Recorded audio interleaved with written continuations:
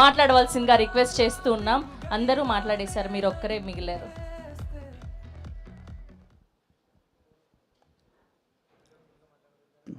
పరాన్న జీవితం గడుపుతూ పైశాచిక ఆనందం పొందుతూ నెగిటివ్ రివ్యూ రాసేవాళ్ళు, వినోదాన్ని ఎలా రాయాలో తెలియక విషయం తెలియక విషం కక్కేవాళ్ళు, వాళ్ళు సృష్టించే భావ దారిద్ర్యపు బాలారిష్టాల్ని దాటుకుని బాక్స్ ఆఫీస్ని బద్దలుగొట్టి విజయ శిఖరం వైపు అడుగులు వేస్తున్న మా పెద్ది బృందాన్ని అభినందించడానికి వచ్చిన ప్రతి ఒక్కరికి నా నమస్కారాలు.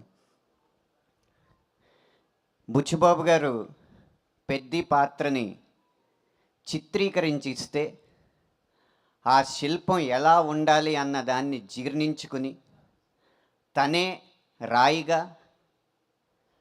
తనే శిల్పిగా, తనే ఉలిగా, తనే ఆ శిల్పంగా తనని తాను చెక్కుకుని మనందరి ముందు నుంచుని ఆ శిల్పానికి తన నటనతో జీవం పోసి పెద్ది విజయంలో ముఖ్య భూమిక పోషించిన మా హీరో రామ్ చరణ్ గారికి శిరస్సు వంచి మా బృందం తరపున నమస్కరిస్తున్నాను.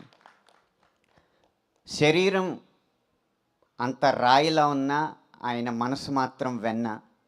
అందుకే ఉలికిపడి ఊగాల అన్న పాట, మస్సా మస్సా పాట రాసిన వెంటనే ఆ రాతి శరీరంతో నన్ను హత్తుకుని ఆ మెత్తని మనస్సు యొక్క తీయదనాన్ని నాకు చెవి చూపించారు. ఇలాంటి సందర్భం, ఇలాంటి అదృష్టం రేపు పాటలు రాయాలనుకున్న ప్రతి ఒక్కరికి కలగాలని మనస్ఫూర్తిగా కోరుకుంటున్నాను. పెద్ది విజయం కొత్త కథల్ని, కత్తి లాంటి కథనాల్ని అందించే ప్రతి దర్శకుడికి స్ఫూర్తినిస్తుంది. అలాగే ఎప్పుడు డ్యూయెట్లు, ఎప్పుడు అయ్యే పాటలు రాసే మాలాంటి వాళ్ళకి కొత్త సన్నివేశాలను అందించి వాటిని కూడా 100 మిలియన్ల పాటలుగా తీర్చిదిద్దచ్చు అన్న ప్రేరణ ఇస్తుంది. కాబట్టి ఇలాంటి సినిమాలు మరింత విజయవంతమై మాలాంటి సాంకేతిక నిపుణులకి, నటులకి ఇంకా స్ఫూర్తినివ్వాలని మనస్ఫూర్తిగా కోరుకుంటూ విరమిస్తున్నాను.